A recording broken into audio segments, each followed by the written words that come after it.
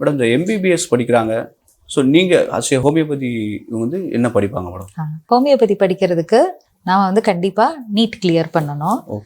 NEET எழுதி 12வது முடிச்சதுக்கப்புறம் நீட் எழுதுவாங்க. நீட்டில் ரேங்கிங் போட்டு அதில் வந்து நாம் ஹோமியோபதி மருத்துவம் எடுக்கிறோம். இதுக்கு கொடுக்கப்படுற டிகிரிக்கு பேர் பிஹெச்எம்எஸ்னு பேர், bachelor of homoeopathic medicine and surgery. இதுதான் வந்து அது கொடுக்கப்படுற டிகிரி. இது வந்து 5.5 வருட படிப்பு. இது வந்து என்னென்னா 4.5 வருஷம் நாம் வந்து தியரி படிப்போம். அதுக்கடுத்து 1 வருஷம் இன்டர்ன்ஷிப், அதாவது ஹவுஸ் ஏஜென்சி அப்படின்னு முன்னாடி சொல்லுவாங்க, அது மாதிரியான 1 வருஷம் நம்ம சேர்த்து படிக்கணும். ஆக கோர்ஸ் வந்து 5.5 இயர்ஸ் படிக்கிறோம்.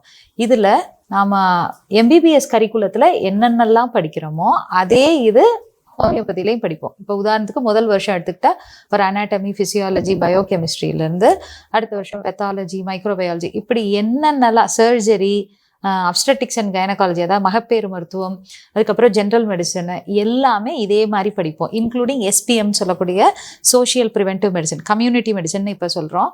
அதே போல் வந்து ஃபாரன்சிக் மெடிசன், தடயவியல், அது எல்லாமே வந்து நாம் அலோபதி மருத்துவத்தில் என்ன புத்தகம் பயன்படுத்துவாங்களோ அதே புத்தகமும் அதே சிலபஸும் தான் இங்கேயும் படிச்சுட்டு, அது தவிர அதுக்கு அடிஷ்னலாக ஹோமியோபதிக் மெட்டீரியா மெடிக்கா, ஹோமியோபதி மருந்துகளை பற்றின விஷயம், ஹோமியோபதிக் ஃபார்மகாலஜி, எப்படி இதில் வந்து மருந்துகள் செய்கிறது, அது மாதிரி மருந்து எப்படி வேலை செய்யுதுங்கிற மெத்தடு.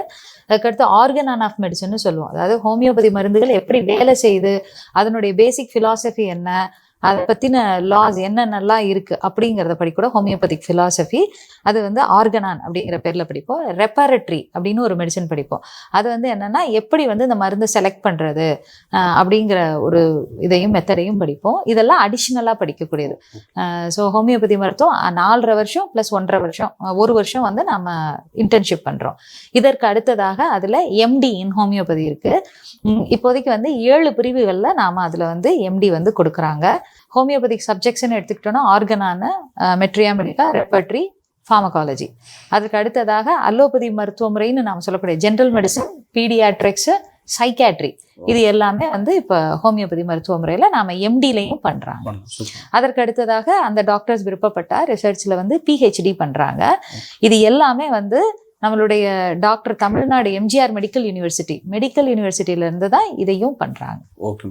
இப்போ இந்த ஹோமியோபதி முடிச்சு கம்ப்ளீட் பண்ணவங்க வந்து சர்ஜன் ஆக முடியுமா மேடம்? அதாவது அறுவை சிகிச்சை வந்து நாம தனியாக செய்ய முடியாது. இப்போ எம்பிபிஎஸ் முடிச்சாலும் நீங்கள் அறுவை சிகிச்சை தனியாக செய்ய முடியாது. ஏன் அப்படின்னா அவங்களுக்கு பேசிக்ஸ் தான் படிக்கிறோம். அதற்கடுத்து அதில் ஸ்பெஷாலிட்டின்னு படிப்போம். எம்எஸ் ஜென்ரல் சர்ஜரி முடிச்சாதான் அவங்க பண்ண முடியும். அதே போல தான் இதில் வந்து சர்ஜரி ஆப்ஷன் கிடையாது. மோஸ்ட்லி ஹோமியோபதி வந்து மனிதரை எப்படி வந்து ரொம்ப ஜென்டில் வேலை எப்படி அவங்கள வந்து கியூர் பண்ணலாம் அப்படிங்கிறத இது பண்ணுறதுனால இதோட ஃபவுண்டர் வந்து ஹனிமேனே வந்து அந்த மாதிரியான விஷயங்களை எப்படி நம்ம அவாய்ட் பண்ணிக்கலாம் அப்படின்னு தான் சொல்லியிருக்காங்க. ஸோ சர்ஜரி வந்து இதில் கிடையாது. அப்ஸ்டெட்டிக்ஸ் அண்ட் கைனகாலஜி, அதாவது கைனகாலஜி அப்படின்னு சொல்லக்கூடிய மகப்பேறு மருத்துவத்தில் நம்ம வந்து குழந்தை பேரு பார்க்கறது இல்லை, பட் மகளிருக்கான மருத்துவங்கள் எல்லாமே வந்து ஹோமியோபதியில் பார்க்குறோம். சூப்பர்.